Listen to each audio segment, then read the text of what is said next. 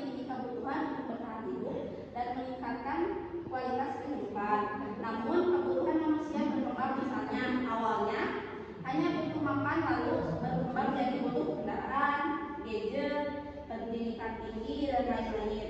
Nah, untuk masalahnya, alatnya untuk memenuhi kebutuhan itu terbatas, baik dari segi jumlah waktu maupun kemampuan produksi. Inilah menjadi dasar munculnya ilmu ekonomi, bagaimana manusia mengelola sumber daya yang terbatas untuk memenuhi kebutuhan yang tidak terbatas.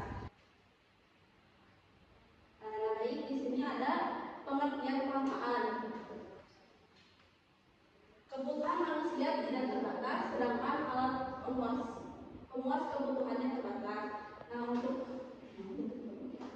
untuk contoh sederhananya aja, air sebenarnya ada, tapi saat kemarau jadi terasa lengkap. Nah, untuk contoh sederhana yang kedua itu, beras selalu ada, tapi saat panen gagal jumlahnya berkurang. Jadi inti kelangkaan adalah ketidakseimbangan antara kebutuhan dan ketersediaan. Disebabkan oleh beberapa faktor. Yang pertama, keterbatasan sumber daya, yang kedua pertumbuhan penduduk, yang ketiga kerusakan lingkungan, yang keempat bencana alam, yang kelima keterbatasan teknologi, yang keenam distribusi tidak merata. Nah, untuk sumber daya yang terbatas, alam tidak bisa terus-menerus menghasilkan sumber daya. Contohnya, minyak bumi bisa habis, lalu batu bara tidak dapat diperbarui. Yang kedua, pertumbuhan penduduk, semakin banyak orang, semakin banyak makanan yang dibutuhkan. Lalu semakin banyak rumah, air dan energi diperlukan. Akibatnya kebutuhan meningkat lebih cepat dari produksi. Yang ketiga, kerusakan lingkungan, sedangkan dengan kompor listrik atau kompor portable. Yang keempat, meningkatkan produksi, menambah jumlah barang melalui perluasan pengolahan dan peningkatan industri. Yang kelima, teknologi membantu. Yang pertama, produksi lebih cepat, yang kedua, hasil lebih banyak, dan yang terakhir, biaya lebih murah.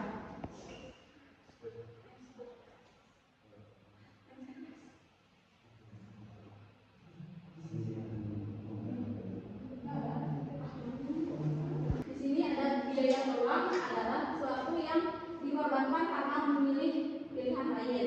Contohnya, memilih belajar, tidak bermain, memilih jajan, sebenarnya tidak menabung.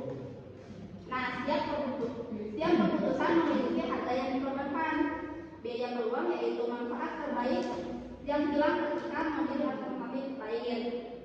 Nah, jadi selalu ada sesuatu yang dilepas saat kita memilih.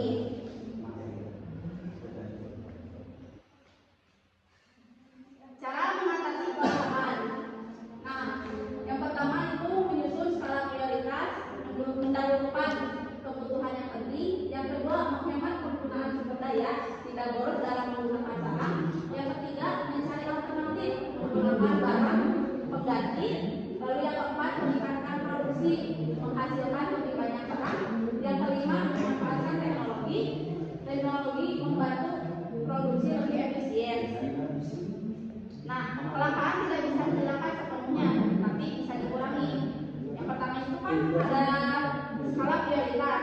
Anak-anak, di sini ibu ada pertanyaan. Satu pertanyaan itu dijawab dua kelompok. Nah, karena kan ibu mengambil model pembelajaran TPS, think, pair, share. Jadi kalian masing-masing berpikir secara mandiri, lalu dibuat kelompok. Setelah dibuat kelompok lalu dipresentasikan. Untuk kelompok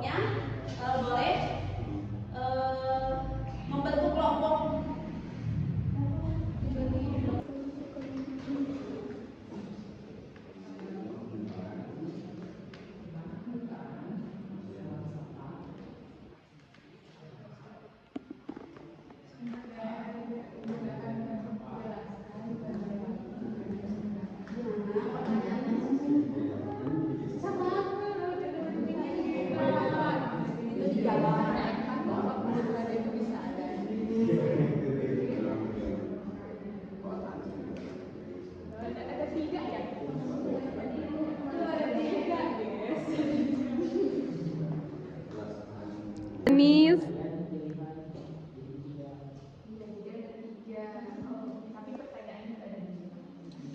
Yang mana? Pertanyaan pertama itu mungkin saja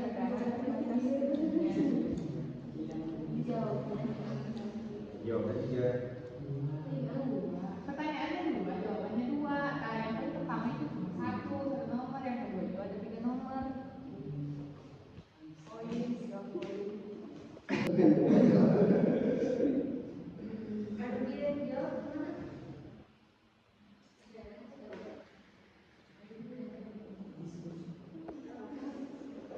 Nah, ada yang sudah beres? Boleh mau kelompok siapa dulu? Najwa, ayo maju.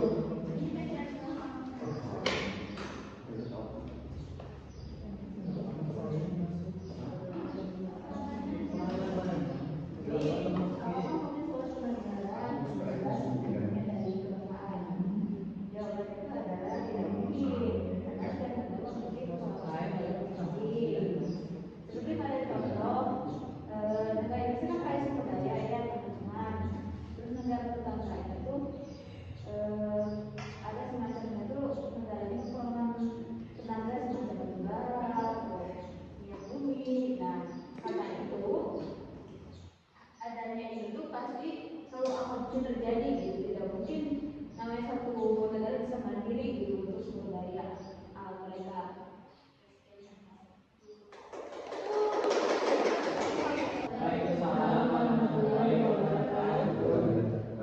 Penjelasan dari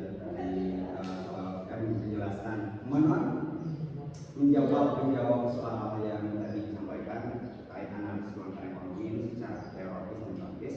Tidak ada negara yang bisa benar-benar terbebas dari kelangkaan, dan hal ini didasarkan pada hubungan antara tiga konsep utama, yaitu kebutuhan, sumber daya, dan pilihan.